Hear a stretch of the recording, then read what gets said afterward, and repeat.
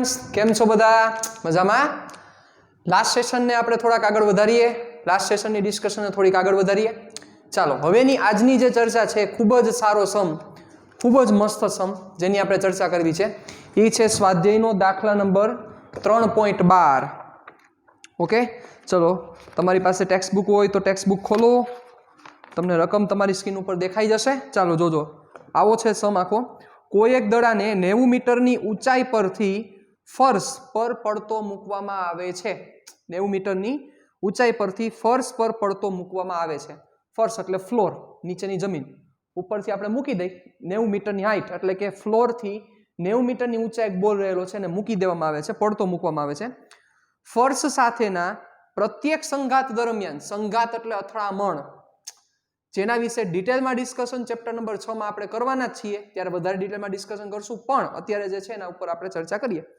સંઘાત દરમિયાન એટલે ફર્શ સાથે જ્યારે બોલ અથડાય અથડામણ દરમિયાન દડો તેની મૂળ ઝડપના 10મા ભાગ જેટલી ઝડપ ગુમાવે છે મૂળ ઝડપના 10મા ભાગ જેટલી ઝડપ ગુમાવે છે સાહેબ એટલે મૂળ ઝડપ જેટલી હોય એના કરતા 10મા ભાગની ઝડપ ગુમાવી દે જે હોય એ ગુમાવી દે રેડી ચાલો તો દડાની આ ગતિ માટે t બરાબર 0 થી t બરાબર 12 સેકન્ડ માટે ઝડપ વિરુદ્ધ સમયનો આલેખ દોરો ચાલો અગત્યના પોઈન્ટ ક્યાં છે કે જે અંડરલાઈન કરવા જેવા છે એક તો 90 મીટરની ઊંચાઈ પરથી પડતો મૂકવામાં આવે છે એટલે મૂકી દેવામાં આવે છે બીજો છે પ્રત્યેક સંઘાત દરમિયાન દડો તેની મૂળ ઝડપના 10મા ભાગ જેટલી ઝડપ ગુમાવે છે એટલે 10મો ભાગ જે મૂળ ઝડપ હોય એટલે અથડાતો હોય એ અથડામણ પહેલા એક્ઝેક્ટ પહેલા જે ઝડપ હશે એના કરતા 10મા ભાગ જેટલી ઝડપ ઘટી ગઈ હશે ક્યારે અથડામણ બાદ સમજો બરોબર અથડામણ દરમિયાન તેની મૂળ ઝડપના 10મા ભાગ જેટલી ઝડપ ગુમાવે છે દડાની આ ગતિ માટે t બરાબર 0 થી t બરાબર 12 સેકન્ડ માટે ત્રીજી અંડરલાઈન ઝડપ વિરુદ્ધ સમયનો આલેખ દોરો ઉપરની ચર્ચામાં શું કીધેલું હતું મૂળ ઝડપના 10મા ભાગ જેટલી ઝડપ ગુમાવે છે રેડી એટલે ઈ અંડરલાઈન પણ કરવાની છે તમારે ઝડપ વિરુદ્ધ સમયનો આલેખ જોઈએ છે ચાલો કેમ આખું વર્કિંગ થયું હશે બહુ સિમ્પલ સમ છે પણ આમાં જે સમજવા જેવી ડિસ્કશન છે જમ્બો સમ છે એકચ્યુઅલમાં એવું કહી શકાય પણ જે સમજવા જેવી ચર્ચા છે એને આપણે કરીએ દાખલા નંબર 3.12 બરોબર તો શરૂઆતના કિસ્સાની જો ચર્ચા કરું તો શું થાય આ જમીન છે એવું માની લ્યો અહીંયા 90 મીટરની ઊંચાઈ છે કેટલી હાઈટ છે h is equal to 90 metre okay અહીંથી એને પડતો મૂકવામાં આવે છે એટલે આનો પ્રારંભિક વેગ કેટલો થયો તો કે 0 થશે કયા સમયે તો કે t બરાબર 0 સમય ચાલો પડતો મૂકશે એટલે શું થશે બચ્ચા વેગ વધતા વધતા વધતા વધતા વધતા વધતા વધતા આ જગ્યાએ પહોંચશે ત્યારે એનો વેગ કેવો થઈ ગયો હશે મેક્સિમમ થયો હશે કાંઈક વેગ હશે ઈ વેગ જે હશે બરોબર જેવો ભટકાશે એટલે ભટકાયા બાદ જે પ્રારંભમાં વેગ હતો એના 10મા ભાગનો વેગ ઈ ગુમાવી દેશે એટલે માનો કે અથડામણ થતી હોય એ અથડામણ પહેલા એટલે કે જ્યારે અથડામણ થવાની હોય એ પહેલા એનો વેગ સપોઝ 100 મીટર પર સેકન્ડ છે આવું આપણે ધારી લઈએ ધારો કે 100 મીટર પર સેકન્ડ છે તો અથડાઈને જ્યારે એ પાછો ફરે ત્યારે શું થાય અથડાઈને જ્યારે આવે ત્યારે 100 નો રે 10મો ભાગ ગુમાવી દે 10મો ભાગ એટલે 100 નો 10મો ભાગ 10 થાય એ ગુમાવી દે એટલે અથડામણ બાદ એનો વેગ કેટલો રહે તો કે 90 રહેશે આના માટે તમારે ઝડપ વિરુદ્ધ સમયનો આલેખ દોરવાનો થશે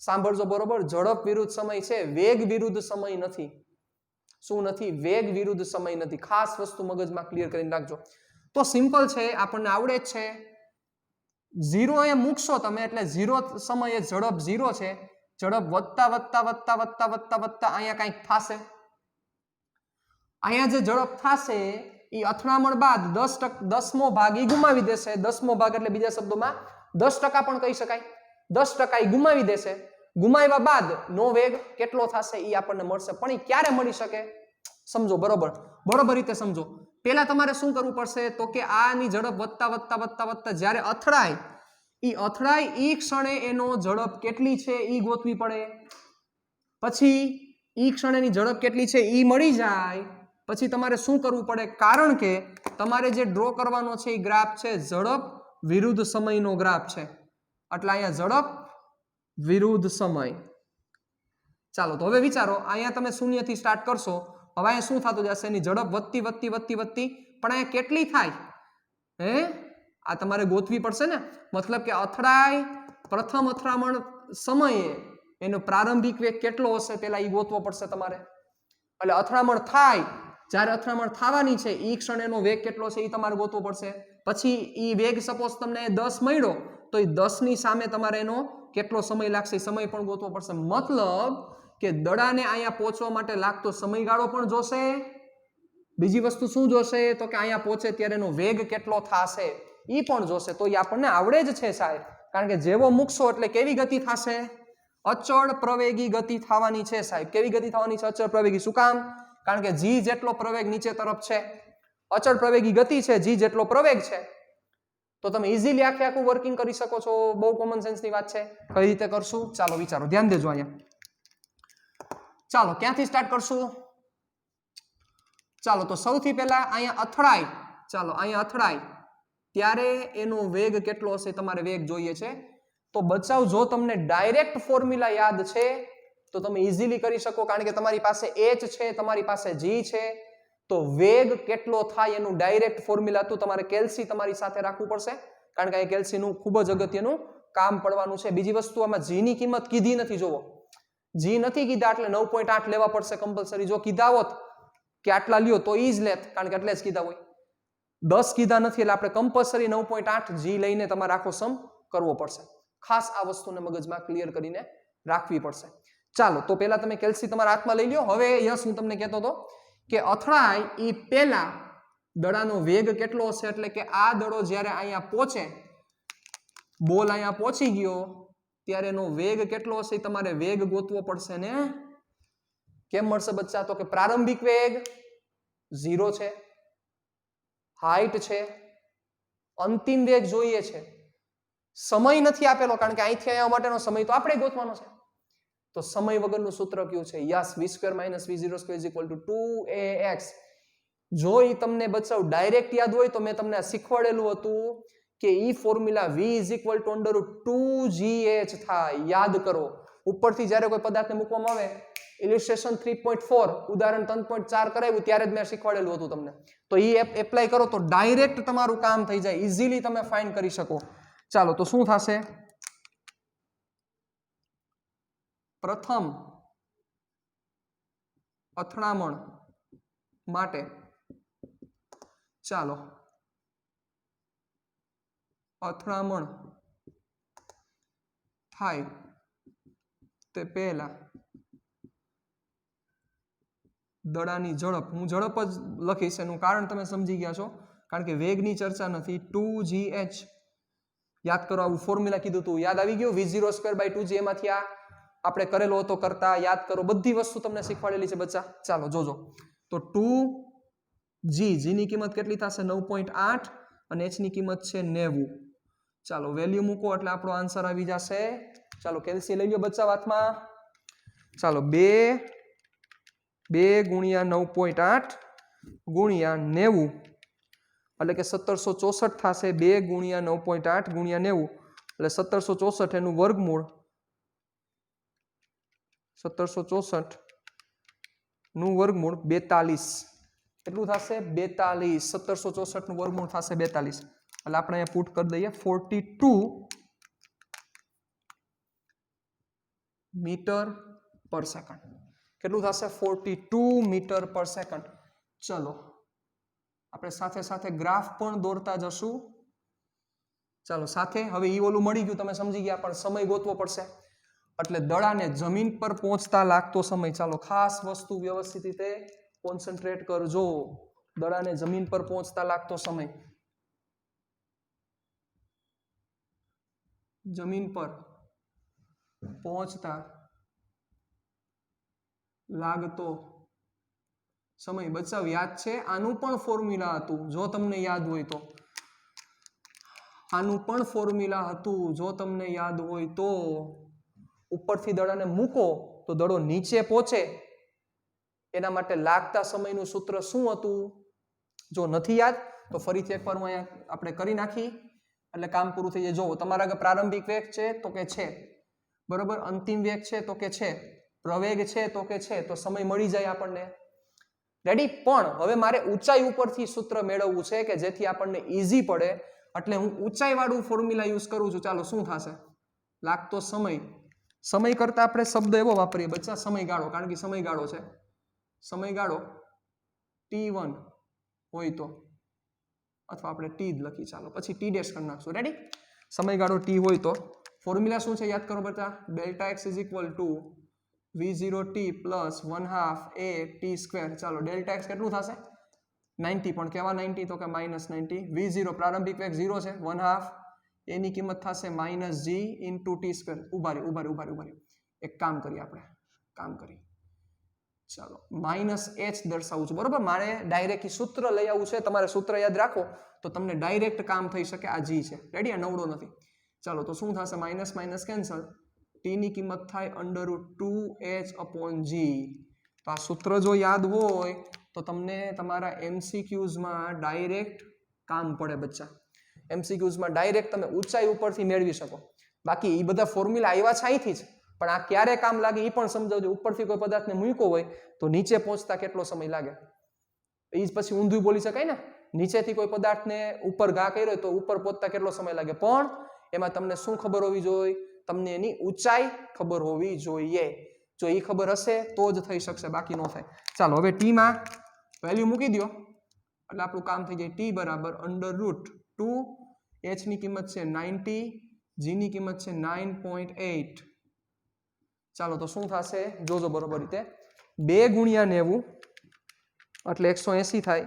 180 ભાગ્યા 9.8. રેડી? એટલે 18.36. 2 ગુણ્યા 90 ભાગ્યા 9.8, 18.36 એનું વર્ગમૂળ એ આવી જાય ને, 18.3673. 18.3673. ચાલો એનું વર્ગમૂળ એટલે થશે 4.285. કેટલું થશે? 4.285. એટલે હું રાઉન્ડ ઓફ કરી નાખું તો આને હું કેના વડે દર્શાવી શકું? 4.29 સેકન્ડ. ચાલો જોજો, સાથે સાથે આપણે ગ્રાફ પણ ડ્રો કરતા જશું એટલે આપણું કામ સરળ બનતું જાય, બાકી લોચા થશે. રેડી? ચાલો જોજો, ઝડપ વિરુદ્ધ સમયનો આલેખ છે એટલે ખાસ વસ્તુ તમારે ઈ મગજમાં રાખવી પડશે. કઈ વસ્તુ? કે ઝડપ કોઈ દી ઋણ ન હોય. એટલે ઝડપ તમારે હંમેશા કેવી લેવાની થશે? તો કે ધન જ લેવાની થશે. રેડી? તો ગ્રાફમાં થોડીક વસ્તુ આપણે ખાસ વસ્તુ મગજમાં ક્લિયર કરીને રાખીશું થોડીક. ચાલો જોજો, એક જ મિનિટ. અહીંયા જ આપણે ડ્રો કરીએ. જોજો બહુ સિમ્પલ છે પણ સમ લેન્ધી એટલે છે. આની કેલ્ક્યુલેશન્સ થોડી કડવીતરી છે. ચાલો અહીંયા ઝડપ, અહીંયા સમય કેટલો છે? તો કે 0. ઝડપે 0 છે. શું થાય છે? વેગ વધતા વધતા કેટલો થાય છે બેટા? 42 થઈ જાય છે. જુઓ, એટલે અહીંયા સપોઝ 42 થયો. આપણે 12 સેકન્ડ લેવાની છે એટલે એ પ્રમાણે અરેન્જમેન્ટ કરજો. 4.29 સેકન્ડ. ઓકે, તો સપોઝ એ 4.29 સેકન્ડ અહીંયા છે. રેડી? પરફેક્શન દેવાની નથી પાછું, એટલે એ તમે ન કરો તો બી ચાલે. ચાલો એટલે શું થશે? ડ્રો થઈ ગયું. ઉભા રહેજો, આપણે હરખું કરીએ.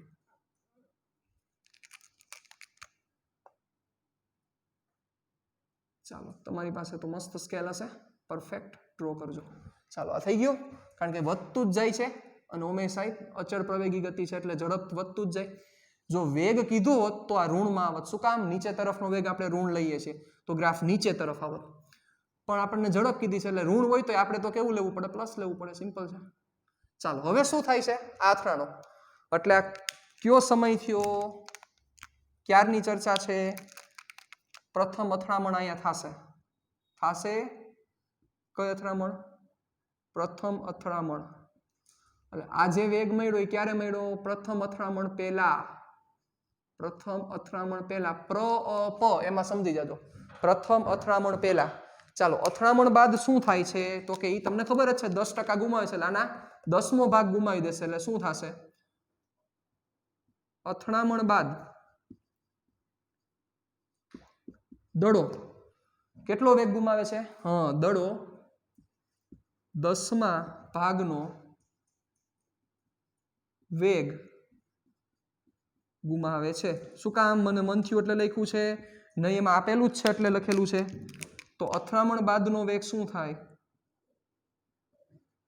અથડામણ બાદ નો દડાનો વેગ. ચાલો, અથડામણ બાદનો દડાનો વેગ શું થાય? ઉપર તરફ આવશે ને દડો. હવે કઈ બાજુ આવે? ઉપરની તરફ. એટલે બીજો સેશન ચાલુ થયો અથડામણ બાદ, એટલે કે ઉપરથી નીચે આવ્યો, હવે નીચેથી ઉપર આવે છે એના માટે. ચાલો, કેટલો એનો વેગ થશે? v ઇઝ ઇક્વલ ટુ શું થાય? કયો જોઈએ? હાલો, v ઇઝ ઇક્વલ ટુ કયો ચાલો, v ઇઝ ઇક્વલ ટુ શું થશે? v ઇઝ ઇક્વલ ટુ થશે, કેટલો ગુમાવે છે બચ્ચા?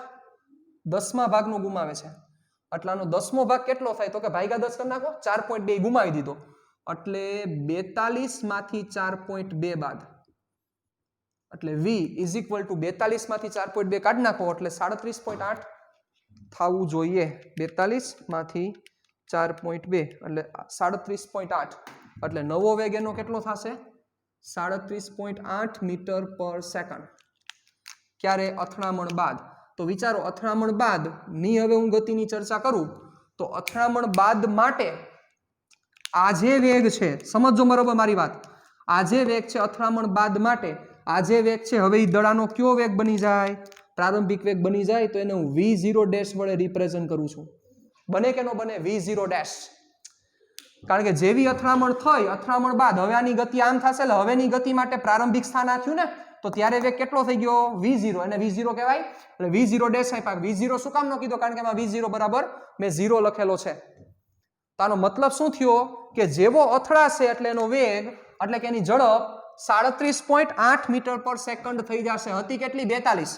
એમાંથી કેટલી થઈ જશે? 37.8. ચાલો, 37.8 મારે રિપ્રેઝન્ટ કરવી પડશે. ચાલો, અહીંયા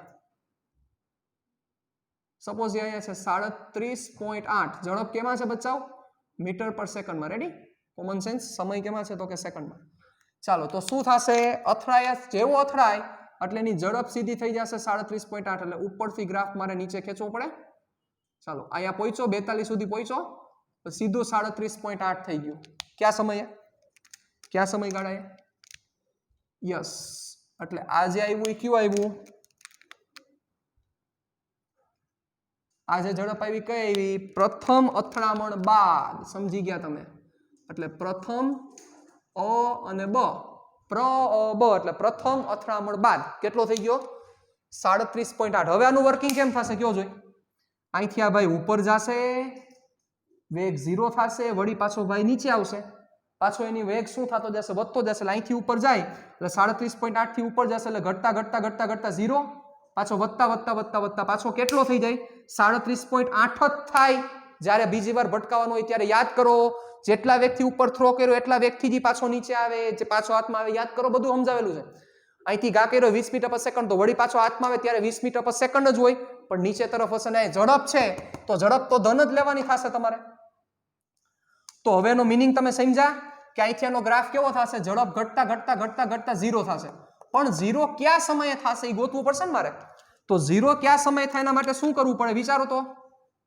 આ કયો સમય આવે બચ્ચા? કે જે સમય એનો વેગ v ડેશ કેટલો થાય? તો કે 0. કયો સમય કહેવાય?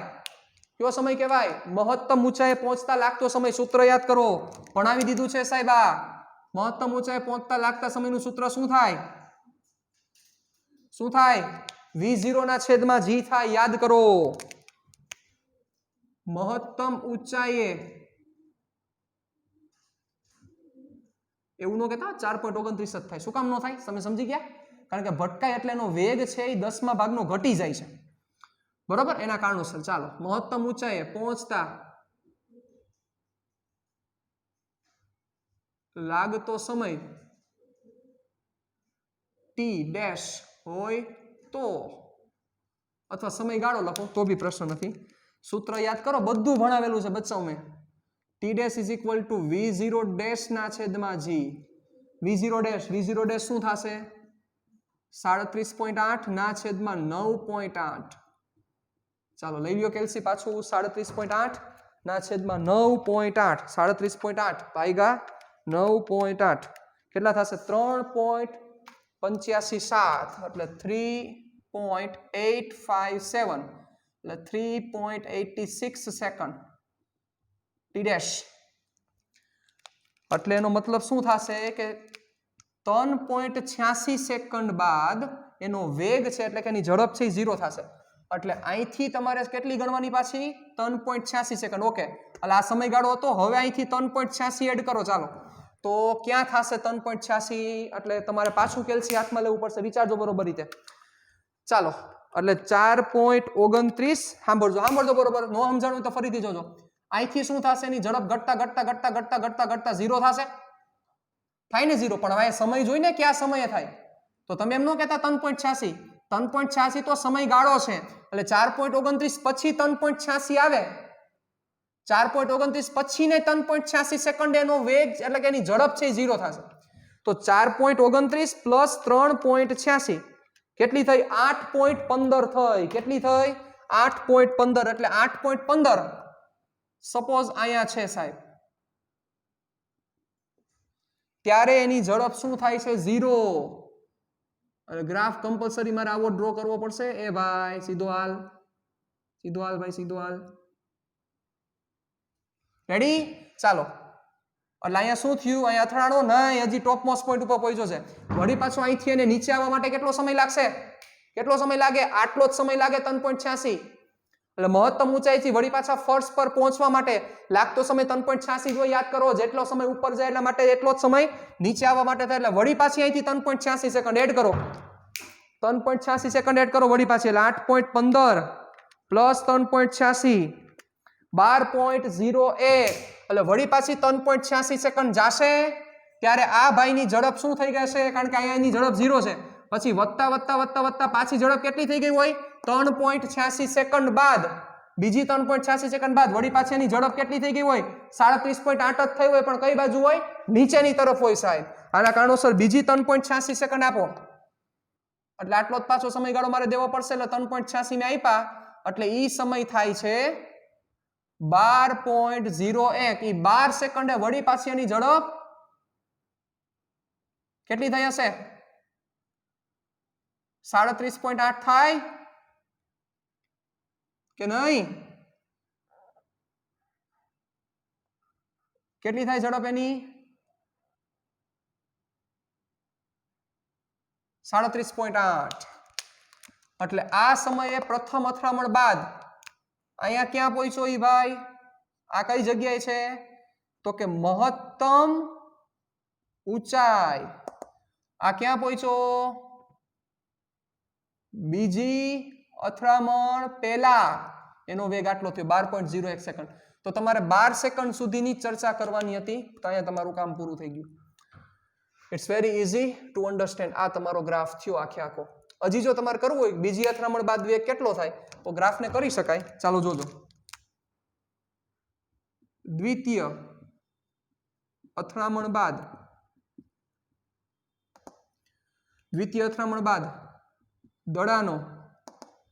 દડાની ઝડપ કેટલી થશે કોઈ કહેશે દ્વિતીય અથડામણ બાદ દડાની ઝડપ હાલો આ બીજી અથડામણ બાદ દડાની ઝડપ કેટલી થશે એને આપણે નામ આપી દઈએ v0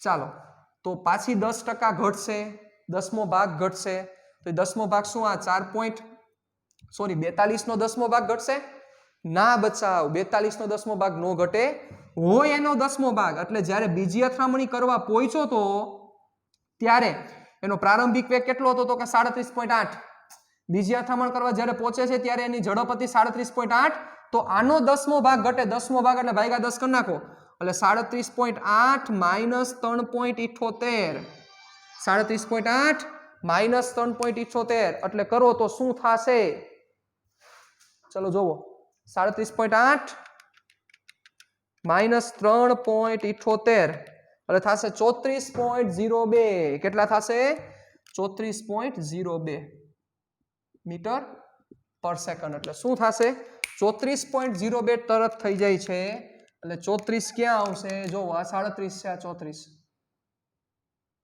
34.02 એટલે 34 એપ્રોક્સિમેટ લઈ લઈએ આ ભાઈ ઉપરથી સીધે સીધો ક્યાં પહોંચી જશે તો કે નીચે અહીંયા. Got it? આવું થશે. ક્લિયર? ડન? રેડી? તો આ વસ્તુ તમને ખાસ વસ્તુ વ્યવસ્થિત રીતે સમજાવવી જરૂરી છે. શું કર્યું મેં આ ગ્રાફમાં, આ આખા સમમાં શું કર્યું? 4 માર્કનો જમ્બો સમ કહેવાય, પૂછાઈ શકે 4 માર્ક્સમાં. શું કર્યું આ સમમાં, આખા સમમાં? તો આ સમમાં મેં એવું કર્યું, જો ઉપરથી એક મૂકવામાં આવે છે, મૂકીને જેવો નીચે પહોંચે ભટકાય એટલે તરત ઈ પોતાની ઝડપ 10મા ભાગની ગુમાવી દે છે. તમારે ઝડપ વિરુદ્ધ સમયનો આલેખ દોરવાનો છે, એનો મતલબ કે ઝડપ તો વધતી જ જવાની છે. ઝડપ છે એના કારણોસર માઇનસ આવશે તોય તમારે ધન લેવાના પડશે. ઉપરથી જ્યારે નીચે જતો હોય તો આપણે માઇનસ લેતા હતા, યાદ કરો. પણ બચાવી વેગ માટે, સાચા છો તમે. પણ ઝડપ માટે કેવું લેવું પડે? ઝડપ તમારે કેવી કન્સિડર કરવી પડે? ધન. એટલે નેગેટિવ છે પણ તેમ છતાં આપણે ઝડપ છે એટલે ધન લેશું. ક્લિયર? એટલે શું થયું? સમજી ગયા તમે? ઝડપ વધતા વધતા વધતા વધતા વધતા વધતા મેક્સિમમ થઈ. તો પેલા એ ગોતવું પડશે ને કઈ કેટલી થશે. એટલે અથડાય એ પેલા એનો વેગ કેટલો થયો તો કે 42. કેટલા સમય? એટલે સમયગાળો ગોઈતો.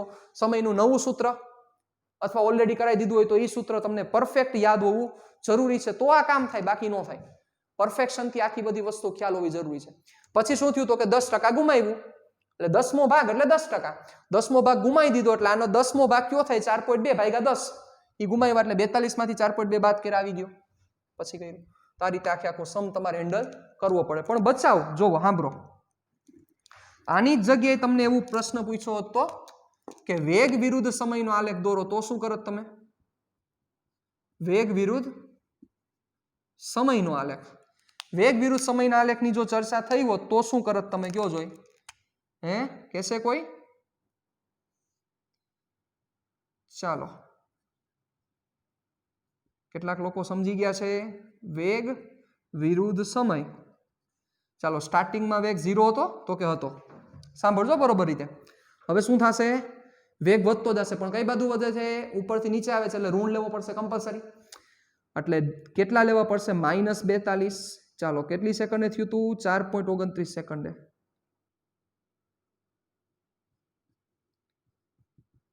ચાલો, સમજી ગયા? આ ગ્રાફ અથવા ગ્રાફને જુદી પેનથી દેખાડું તમને વધારે સમજે એના માટે. જોજો. હાલો, હવે શું થશે? ભટકાય બાદ કઈ બાજુ જાય છે? ઉપર. ઉપર એટલે વેગ કેવો લેવો પડે? ધન. એટલે ભટકાયા બાદ વેગ કેટલો થાય છે? 37.8. પણ કેવો થઈ જાય છે? ધન. એટલે આ 42 અહીંયા લીધા હોય એટલે 42 પણ 37.8 અહીંયા થશે. સમજો 8 એટલે તરત 4.29 સેકન્ડે જ 37.8 થઈ જાય. પણ હવે કઈ બાજુથી કરવું પડે? યસ, તમે સમજી ગયા. હવે તમારો ગ્રાફ ચાલુ થાય ઉપરથી, કારણ કે જેવો ભટકાય બાદ 37.8 છે ઉપર તરફ જાય, પછી વેગ ઘટતા ઘટતા ઘટતા ઘટતા ઘટતા ઘટતા ઘટતા 0, પછી વધતા વધતા વધતા વધતા વધતા નેગેટિવમાં. એટલે ગ્રાફ કેવો થશે? સમજદાર કોઈ ઈશારા કાફી હે. 8.15 જ્યારે પહોંચશે ત્યારે વેગ 0 થશે. થાય 8.15 વેગ 0. પછી 12.01 સમય આવશે. ઉભા રહેજો, આપણે કામ કરીએ. ગ્રાફને થોડોક એક્સટેન્ડ કરી દઉં છું. જોજો આ સમય 12.01 થશે. આ કેટલો સમય હતો? 8.15. 12.01 સમય થશે ત્યારે એ 37.8 જ હશે. પણ કઈ બાજુ હશે? નેગેટિવમાં હશે. એટલે 37.8 અહીંયા. ચાલો, આ 37.8 પણ કેવા? તો કે માઇનસ.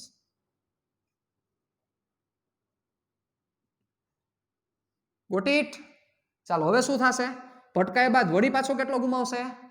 કેટલો થઈ જશે? 34. એટલે હવે કઈ બાજુ? તો કે ધન દિશામાં. સપોઝ 34 અહીંયા છે એટલે 12.01 પાછું 34 અહીંયા થશે. સમજી ગયા બચ્ચાઓ? ગ્રાફ આવો થશે. આ રીતનો ગ્રાફ જોવા મળે.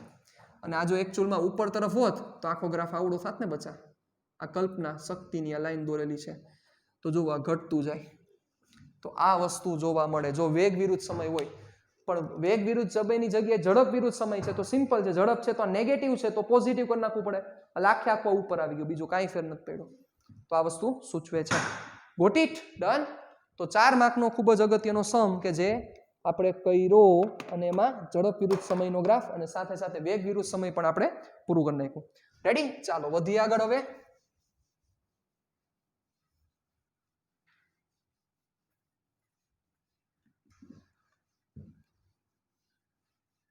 ઇઝી સમ છે, પણ બચ્ચાઓ આ ચેપ્ટર માટે તમને હું ખાસ પહેલેથી જ વિનંતી કરતો આવ્યો છું, હજી હું કરીશ કે તમને બચ્ચાઓ બધી વસ્તુ કટ ટુ કટ પરફેક્ટ રીતે મગજમાં ક્લિયર હોવી જરૂરી છે, તો કામ થશે, બાકી કામ નહીં થાય. પરફેક્ટ આવડવું જરૂરી છે, બધું આવડવું જોઈએ. એક પછી એક બધી વસ્તુ તમારે મગજમાં ફિલઅપ કરતી જવાની થશે, કારણ કે આ ચેપ્ટર બધી જગ્યાએ કામ આવવાનું છે. એટલે બેઝિક ચેપ્ટર છે, સમય લઈ રહ્યું છે. તમને એમ લાગતું હશે ઓહો હજી પૂરું નથી થયું, ક્યારે પૂરું થશે. કોર્સની ઉપાધિ ક્યારેય ન કરવી, ચપટી વગાડીને કોર્સ પૂરા કરવાની અમારામાં તાકાત છે, બરોબર. પણ આપણે બધું ડિટેલમાં સમજીએ છીએ, સાથે નીટ JEE ના આખા જે કોન્સેપ્ટ છે બધા એ પણ કોન્સેપ્ટ આપણે સાથે કરતા જઈએ છીએ. રેડી? એના માટે ખાસ આ વસ્તુ આપણે સમજવાની પડશે.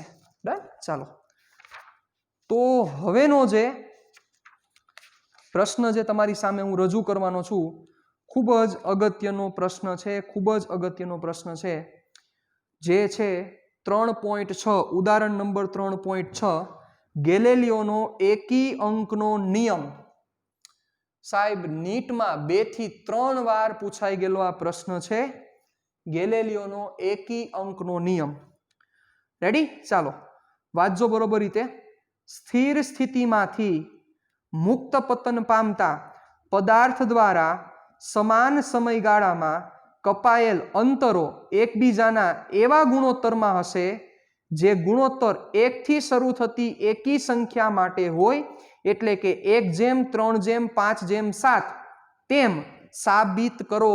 આવું તમારે સાબિત કરવાનું છે. આવો પ્રશ્ન તમારી સામે રહેલો છે. ફરીથી કેટલી વસ્તુ આમાં અગત્યની છે. ગેલેલિયોનો એકી અંકનો નિયમ. એકી અંક એટલે ત્યાંથી તમને લાઈટ થવી જોઈએ કે આ શું કહેવા માંગે છે. એકી અંકનો નિયમ સ્થિર સ્થિતિમાંથી એટલે આમ છે, ત્યાંથી તમે મૂકી દો.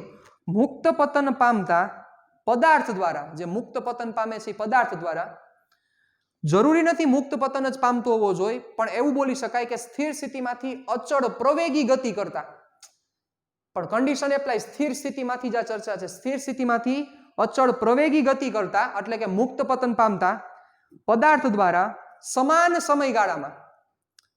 સમાન સમયગાળામાં કપાયેલ અંતરો એકબીજાના એવા ગુણોત્તરમાં હશે જે ગુણોત્તર 1 થી શરૂ થતી એકી સંખ્યા માટે હોય, એટલે કે 1:3:5:7:9:11:13 તેમ સાબિત કરો. આવો પ્રશ્ન તમારી સામે રહેલો છે, આવું તમને પૂછેલું છે.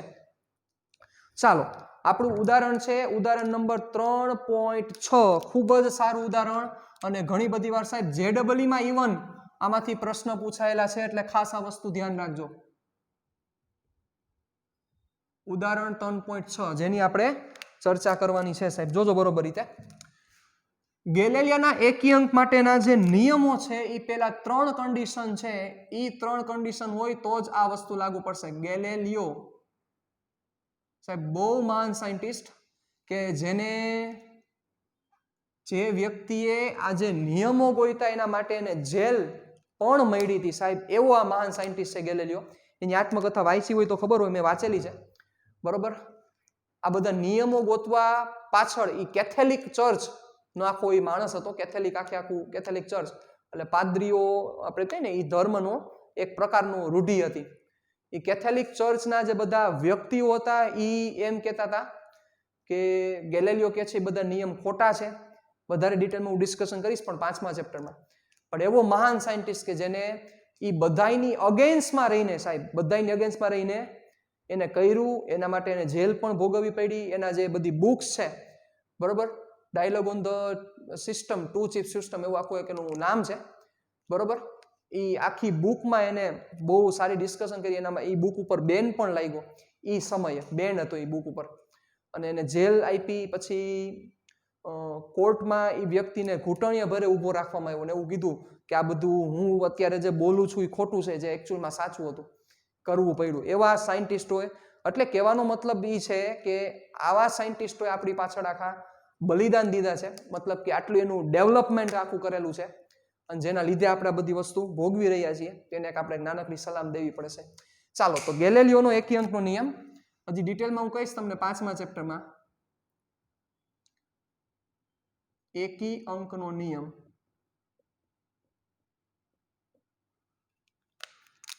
ચાલો જોજો બરોબર રીતે. સૌથી પહેલું પદાર્થ સ્થિર સ્થિતિમાંથી ગતિની શરૂઆત કરતો હોવો જોઈએ. રેડી? હવે તમે એને શોર્ટ એન્ડ સ્વીટમાં યાદ રાખી લો. પદાર્થ સ્થિર સ્થિતિમાંથી ગતિની શરૂઆત કરતો હોવો જોઈએ. બીજું, પદાર્થની ગતિ અચળ પ્રવેગી હોવી જોઈએ. ગતિ કેવી હોવી જોઈએ? અચળ પ્રવેગી. ત્રીજું, સમયગાળો સમાન હોવો જોઈએ. તો આનો આન્સર શું આવશે? કાપેલ અંતર નો ગુણોત્તર H1:H2:H3 1:3:5 એટલે 1:3:5. આવું આગળ હાલતા જાઓ. રેડી? ઇઝ ઇક્વલ ટુ આવો થાય. તો સૌથી પહેલા આ બધી વસ્તુ સમાન સમયગાળો શું સૂચવે છે એ પહેલા તમને સમજાવવું જરૂરી છે. ચાલો તો એના માટે આપણે કામ કરીએ. જોજો બરોબર રીતે.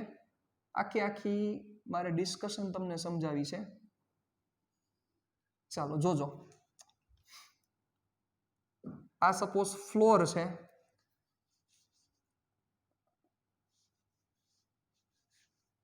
અહીંથી કોઈ એક પદાર્થને મુક્ત કરવામાં આવે છે એટલે પ્રારંભિક વેગ તો 0 થઈ ગયો.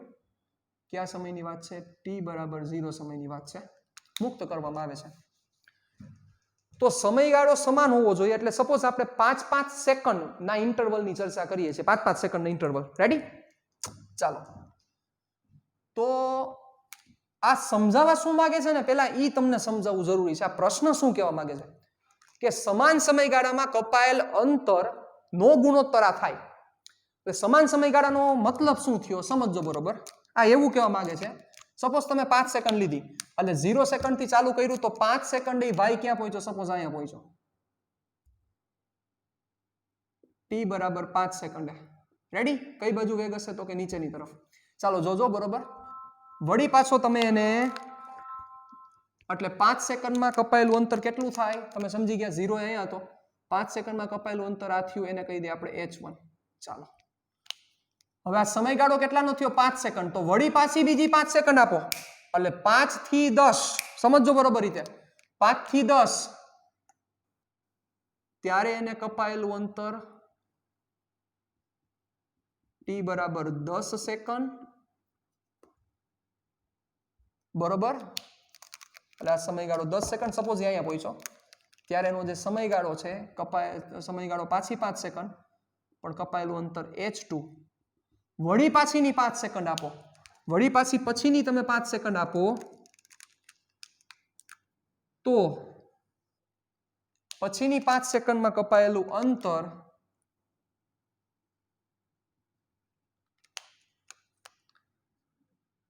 t=15 second. કપાયેલું અંતર એને આપણે નામ આપીએ છીએ h3.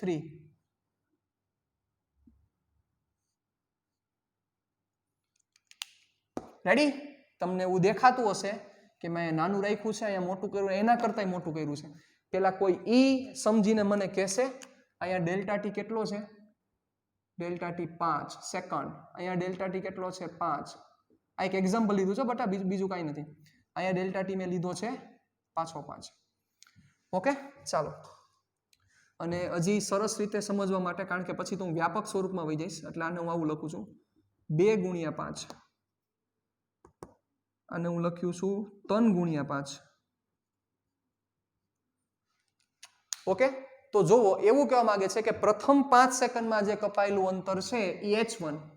પછીની 5 સેકન્ડ એટલે કઈ? તો કે 5 થી 10. એ 5 થી 10 સેકન્ડમાં કપાયેલું અંતર h2 અને પછીની 5 માં કપાયેલું અંતર h3 હોય તો આ h1, h2 અને h3 નો રિલેશન આ થાય. એનો મતલબ શું કહેવા માંગે છે? ખાલી બે ને લ્યો જોઈએ, તમને બે ને ડિસ્કશન કરતા આવડશે h1:h2 ઇઝ ઇક્વલ ટુ 1:3 તો આનો મતલબ શું થાય h1 ના છેદમાં h2 બરાબર 1 ના છેદમાં 3 તો h2 is equal two 3 time h1 મતલબ સમજી ગયા તમે કે h2 એટલે કે બીજું જે કપાયેલું અંતર છે એ પેલા કરતા 3 ગણું થાય અને ત્રીજું કપાયેલું અંતર છે એ પેલા કરતા 5 ગણું થાય હવે તમે સમજી ગયા હશો સાહેબ સમજો છો ને હવે h1 અને h3 નો રિલેશન લ્યો h1:h3 ઇઝ ઇક્વલ ટુ 1:5 તો h3 is equal two 5 time h1 મતલબ કે પેલી 5 સેકન્ડમાં કપાયેલું અંતર ધારો કે 20 છે તો ઈ જ ગતિ માટે પછીની 5 સેકન્ડમાં કપાયેલું અંતર 60 થાય પછીની 5 સેકન્ડમાં કપાયેલું અંતર 100 મીટર થાય એટલે 0 થી 5 માં કપાયેલું અંતર 20 5 થી 10 સેકન્ડમાં કપાયેલું અંતર 60 અને પછીની 5 સેકન્ડ એટલે 10 થી 15 સેકન્ડમાં કપાયેલું અંતર કેટલું તો કે 100 મીટર તો હવે આ વસ્તુ તમારે પ્રૂવ કરવાની છે આ લોકો એવું કહેવા માંગે છે વસ્તુ સમજી ગયા આખી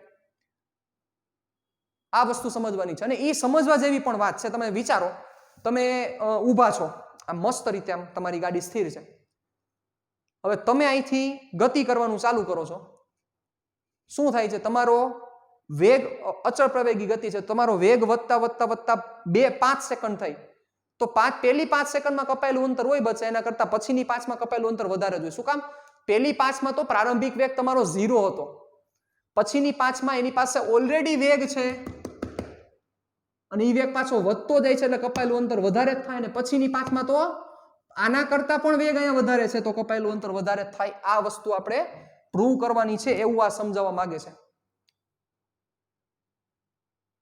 હવે શું એવું જરૂરી છે કે તમારે ખાલી 5 સેકન્ડ જ લેવું પડે નહીં તમે 1 સેકન્ડ લ્યો મને કોઈ પ્રશ્ન નથી પણ જે સમયગાળો લ્યો તે સમાન સમયગાળો લ્યો અહીંયા હું ખાસ આ વસ્તુ ઉપર સમજાવવા માંગુ છું સમયગાળો સમાન અચળ પ્રવેગી ગતિ શું એ મુક્ત પતન કરે તો જ હાલે નહીં જરાય જરૂરી નથી અચળ પ્રવેગી ગતિ કરતો હોય આ રીતે આમ ગતિ કરતો હોય તોય ચાલે મુક્ત પતનની જરૂરિયાત નથી પણ ગેલેલિયો એ સમયે મુક્ત પતન માટે આપ્યું હતું સાહેબા એટલે એવું જરૂરી નથી કે મુક્ત પતન હોય તો જ થાય રેડી તો આ વસ્તુને ખાસ પહેલા મગજમાં ક્લિયર કરવું પડશે અને ત્રીજું પદાર્થ શરૂઆતમાં સ્થિર હોવો જોઈએ સ્થિર સ્થિતિમાંથી ગતિની શરૂઆત કરતો હોવો જોઈએ તો યસ અહીંયા સ્થિર જ છે તો આપણે પ્રૂવ કરવાનું છે કે h2 ની કિંમત h1 કરતા 3 ગણી થાય ને h3 ની કિંમત h1 કરતા 5 ગણી થાય 1 સેકન્ડ લ્યો 2 સેકન્ડ લ્યો જે સમયગાળો લ્યો એ સમાન હોવો જોઈએ મતલબ કે તમે અહીંયા સપોઝ 2 સેકન્ડ ગાળાની 2 સમયની ચર્ચા કરો છો 2 સેકન્ડની તો પછી તમારે 2 સેકન્ડની જ ચર્ચા કરવી પડે પછી તમારે 2 સેકન્ડની જ ચર્ચા કરવી પડે તમે સપોઝ અહીંયા પાઈ સેકન્ડની ડિસ્કશન કરો છો તો પછી પાઈ જ હાલે પછી પણ પાઈ જ આવવો જોઈએ જો તમે અહીંયા √3 સેકન્ડની ચર્ચા કરો છો તો એના પછીની પાછો √3 થાય એના પછી પણ √3 થવું જોઈએ એટલે કોઈ પણ સમયગાળો સમાન હોય ત્યારે આ કન્ડિશન ત્યારે આ વસ્તુ લાગુ પડી શકે આટલી વસ્તુ મગજમાં ક્લિયર કરીને અહીંયા ગાંઠ બાંધીને રાખી દો સાહેબ બહુ ઇમ્પોર્ટન્ટ છે આખી વસ્તુ રેડી ચાલો તો હવે આપણે આગળ વધીએ હવે આ ડિસ્કશનને આગળ વધારીએ તો આપણે હવે આ વસ્તુ પ્રૂવ કરવાની છે લાવો કેમ કરશું ઈ કયો ચાલો કેમ કરશું તો પ્રારંભિક વેગ તો ખબર જ છે 0 છે બરોબર ચાલો આપણે શરૂઆત કરીએ તો જોવો હવે હું 5 સેકન્ડ નહીં હવે હું વ્યાપક સેકન્ડ લઉં છું વ્યાપક એટલે તમને મન થાય તમે લઈ શકો એવી સેકન્ડ એટલે હું અહીંયા લઉં છું x સેકન્ડ x ઉપર x નથી લેવું વળી x તમે અંતરમાં લેશો ને આપણે કંઈક બીજું લઈ લઈએ બચાવો શું લઈ લઈએ ઉભા રહ્યો a લઈ લઈએ આ a અને આ એટલે સમયગાળો કેટલો છે a જેટલો સમયગાળો છે હવે a માં તમે મન થાય ઈ બિલોંગ્સ ટુ r કોઈ પણ વસ્તુ લખી શકો જ્યાં લખી દો અહીંયા a બિલોંગ્સ ટુ r તમે કોઈ પણ વેલ્યુ લઈ શકો જરાય પ્રશ્ન નથી રેડી તો એના માટે તમારે આ પ્રૂવ કરવાનું થશે ચાલો તો કઈ રીતે શરૂઆત કરશું ચાલો જોજો બરોબર રીતે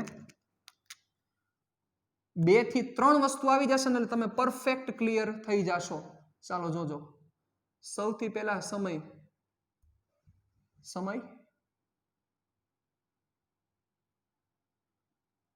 બરોબર સ્થાન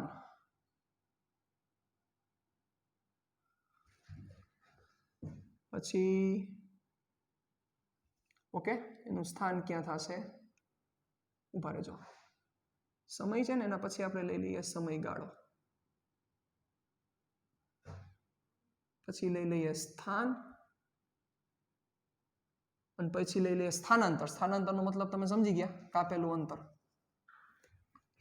રેડી? એટલે કે કાપેલ અંતર જ લખું છું.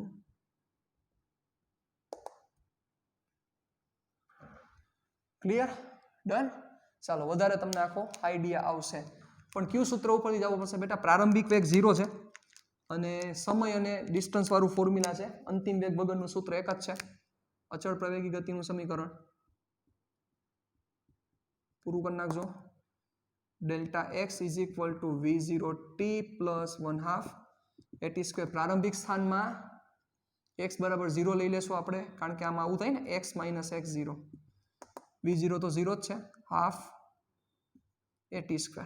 ક્લિયર? ચાલો, આ 0 લઈ લઉં છું તો x is equal two minus half, અહીંયા a ની જગ્યાએ આવશે g_t². માઇનસ કોના માનમાં લીધા? નીચે તરફ છે એટલે. હવે અહીં ગુણોત્તર લેશું ને એટલે બચ્ચા માઇનસ કટ થઈ જશે, એના કારણોસર હું ખાલી મૂલ્ય લઉં છું. માઇનસ રાખીને કરો તો પણ કોઈ પ્રશ્ન છે નહીં. આ ફોર્મ્યુલા ઉપરથી આપણે વર્કિંગ કરશું. ચાલો જોજો બરોબર રીતે, ખાસ ધ્યાન આપજો. બહુ સિમ્પલ છે, એમાં કાંઈ નવીન વસ્તુ નથી. t બરાબર 0 સમય, 0 સમય, સમયગાળો તો કાંઈ થાય જ નહીં. 0 સમય સ્થાન ક્યાં હતું? તો કે x બરાબર 0 એ, કાપેલ અંતર પણ કાંઈ થશે નહીં. ચાલો, હવે પેલો કયો સમય લીધો? તો કે a સેકન્ડ. એટલે જ્યારે તમે a સેકન્ડ જેટલો લીધો એટલે સમયગાળો કેટલો થયો? a, કારણ કે a માઇનસ 0 એટલે a. તો a સેકન્ડે સ્થાન કેટલું થશે? સિમ્પલ છે, મારે અહીંયા a પુટ કરવું પડશે, બરોબર ને? કારણ કે મારે તો સમયગાળો જ લખવાનો થાય. t નો મતલબ શું છે? સમયગાળો. એટલે અહીંયા a મૂકી દો એટલે શું થશે? Half g_a². તો કાપેલ અંતર કેટલું? અંતર પહેલા હતું 0, અહીંયા પહોંચી ગયો હાફ g_a², એટલે કાપેલું અંતર કેટલું થશે? Half g_a². રેડી? ચાલો, હવે કયા સમય? તો કે વળી પાછો a જેટલો ગયો એટલે ટોટલ સમય કેટલો થયો? તો કે 2a. સમયગાળો કેટલો થશે બેટા? આ સમયગાળો કેટલો થશે? તો કે હતો a, એમાંથી થયો 2a, એટલે સમયગાળો પાછો a. રેડી? પણ આપણે સ્થાન ગોતવાનું છે, આપણે સ્થાનાંતર તો અહીંયા લખશું, આપણે સ્થાન ગોતવાનું છે. તો સ્થાન માટે શું થશે? અહીંયા t ની જગ્યાએ તમારે શું મૂકવું પડશે? 2a મૂકવો પડશે. સમજી શકો છો? હલવાના ને? ચાલો, એક વસ્તુ સમજાવું, ધ્યાન દો. આપણે શું કરીએ છીએ? જુઓ, આ આપણો પ્રારંભિક સમય છે, આ પ્રારંભિક સમય 0 લઈ લીધો છે. રેડી? પ્રારંભિક સમય 0, ત્યારે સ્થાન કેટલું હતું? 0. જો એકચ્યુઅલ સેન્સમાં બહુ પરફેક્ટ રીતે તમને સમજાવું, કઈ પ્રશ્ન જ ન થાય. ચાલો, a t નો મતલબ છે t-0, એટલે આ t કયો થયો? અંતિમ સમય થયો. સમજી ગયા તમે? t કયો થયો? અંતિમ સમય. તો અહીંયા શું થઈ જશે? 0 મૂકવું પડશે. એટલે હવે અહીંયા t શું છે? તો કે અંતિમ સમય છે. ઓકે, એટલે આ જે સ્થાન મળશે એ સ્થાન તમને કયા સમયે મળશે? અંતિમ સમયે સ્થાન. સ્થાનાંતર નહીં મળે. શું કામ? તો કે પ્રારંભિક સ્થાન તો 0 હતું, એટલે તમને શું મળશે? તો કે અંતિમ સ્થાન. તો અંતિમ સ્થાન t કયા સમયે તમારે અંતિમ સ્થાન જોઈએ છે? યસ, 2a સમય. તો તમારે શું મૂકવું પડશે? 2a. એટલે શું થાય? વિચારજો બરોબર રીતે. ચાલો, t બરાબર 2a મૂકતા તો x is equal two half g2a². જોજો બરોબર રીતે. 2 નો વર્ગ 4 એટલે 4, 4 ને 12 લઈ લીધા, 4, 1/2 g_a². 1/2 g_a² એટલે શું હતું? x હતો. સમજી ગયા? કેટલો હતો? 1/2 g_a² એટલે શું હતો? x હતો ને? ચાલો, હવે એ 1/2 g_a² એની જગ્યાએ આપણે શું ધારી લઈએ? એક કામ કરીએ. ચાલો, 1/2 g_a² છે ને, 1/2 g_a² એની જગ્યાએ હું h1 ધારી લઉં છું. રેડી? તો શું થશે? જોજો બરોબર. 4 × h1 થાય. એટલે કે t બરાબર 2a સમયે સ્થાન કેટલું થશે? 4 × h1. ચાલો, એટલે શું થશે અહીંયા? જોજો બરોબર રીતે.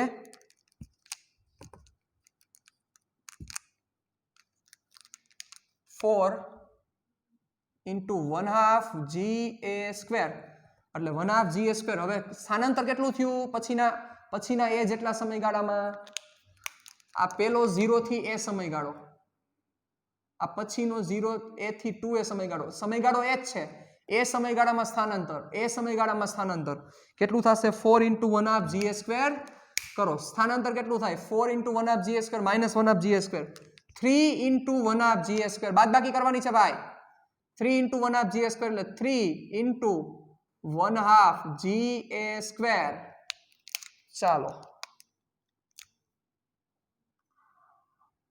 આના બરાબર શું ધારી લઈએ h2 રેડી પછીના a સેકન્ડમાં કપાયેલું અંતર h2.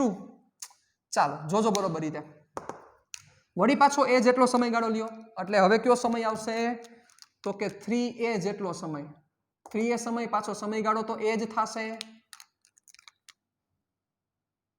રેડી એટલે તમારે હવે શું પુટ કરવું પડશે કયા સમયે તમારે સ્થાન જોઈએ છે પ્રારંભિક સમય તો 0 છે 3a સમયે સ્થાન જોઈએ છે 3a સમયે સ્થાન એટલે 3a પુટ કરી દો એટલે શું થશે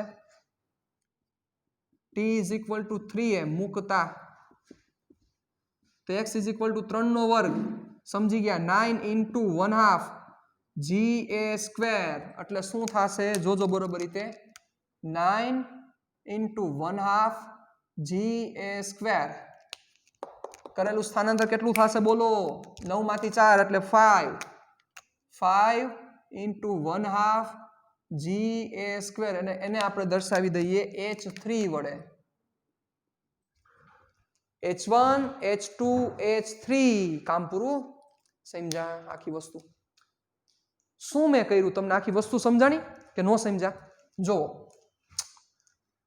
t બરાબર 0 થી શરૂઆત કરી મેં તો 0 થી પેલી a સેકન્ડમાં કપાયેલું અંતર h1 પછી મારે શું જોઈએ છે h2 જોઈએ છે ને h2 જોઈએ છે તો મેં શું કર્યું પહેલા 0 થી 2a સેકન્ડમાં કેટલું અંતર કાપ્યું એટલે ટોટલ આ ગણ્યું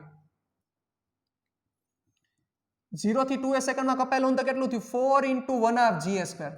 એમાંથી મારે તો કેટલું જોઈએ છે ખાલી આટલું જ જોઈએ છે તો આટલું બાદ કરવું પડે એટલે પ્રારંભિક a નું મારે બાદ કરી નાખ્યું જોવો 4 1/2 GA² માંથી એક કાઢી નાખ્યો એટલે 3 1/2 GA² એટલે h2 ની કિંમત થઈ 3 1/2 GA² નો મતલબ h2 લઈ લીધા આપણે એને સમજી ગયા મારી વાત બરોબર રીતે પછી મેં શું કર્યું તો કે મારે હવે h3 જોઈએ છે તો મેં શું કર્યું ઉપરથી અહીંયા સુધીનું ગોતી લ્યો ઉપરથી અહીંયા સુધીનું ગોતી લ્યો એમાંથી આટલું બાદ કરી નાખો સમજા ઉપરથી અહીંયા સુધીનું ગોતી લ્યો પછી આટલું બાદ કરી નાખો એટલે ઉપરથી અહીંયા સુધી એટલે ટોટલ 3a સમયમાં કેટલું કપાયેલું અંતર એટલે આ રહ્યું 3a મૂકી દીધા 9 × 1/2 GA² એમાંથી આટલું બાદ આટલું એટલે કયું 2a સમયમાં કપાયેલું અંતર તો 2a સમયમાં કેટલું હતું 4 1/2 GA² બાદ કરી નાખ્યા 9 માંથી 4 એટલે 5 એને મેં કહી દીધું h3 તો હવે જોવો તો સંબંધ શું થાય છે સમજી ગયા આખી વાત સમજા પરફેક્ટ ક્લિયર થયું ક્રિસ્ટલ ક્લિયર ડન ચાલો તો હવે શું થશે વેલ્યુ મૂકો એટલે તમને આખી વસ્તુ સમજાઈ જશે કે h2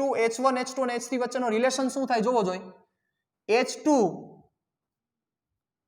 અહીંયા લખું છું h1 = 1/2 GA² h2 = 3 × 1/2 GA² તો જેની જગ્યાએ હું h1 લખી શકું એટલે 3h1 અને h3 = 5h1 તો થઈ ગયું therefore h1 = h2 = h3 1/3/5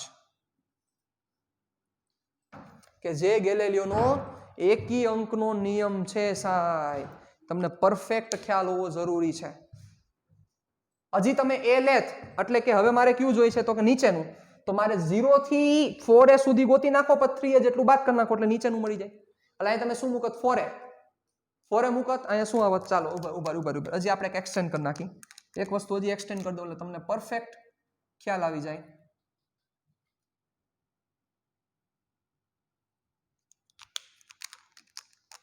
ચાલો હજી એક આપણે એક્સટેન્ડ કરી નાખી 4a લઈ લો ચાલો 4a સમયગાળો પાછો એ જ થશે ચાલો તો 4a સમય સ્થાન ક્યાં થાય 4a સમય સ્થાન 4a સમય સ્થાન થાય 4 મૂકવા પડે ને 4 નો વર્ગ 16 એટલે 16 1/2 GA² ચલો તો 3a થી 4a સમયમાં કપાયેલું અંતર 16 માંથી 9 કાઢી નાખો એટલે 7 1/2 GA² that is h4 અને h4 ની કિંમત જોવો આ એકી અંકનો નિયમ છે કે જે તમને પરફેક્ટ ક્લિયર હોવું જરૂરી છે પણ પહેલેથી છેલ્લે સુધી જો ખ્યાલ હોય તો કામ થાય બાકી કામ નહીં થાય બરોબર નીટમાં જે આના ઉપરથી જે પૂછાયેલા પ્રશ્ન છે એ પ્રશ્ન હું તમારી સામે અત્યારે હમણાં સ્ક્રીનમાં હું મૂકી દઈશ કે જેના ઉપરથી તમે સમજી જશો કે આમાં ગેલેલિયાના એકી અંકના નિયમનો જ ઉપયોગ કરવો પડે રેડી પાછા મળીએ નેક્સ્ટ સેશનમાં એક અગત્યના કોન્સેપ્ટ ઉપર ચર્ચા કરવી છે, પણ એ પહેલા એક નાનકડો દાખલો પણ કરી લઈશું.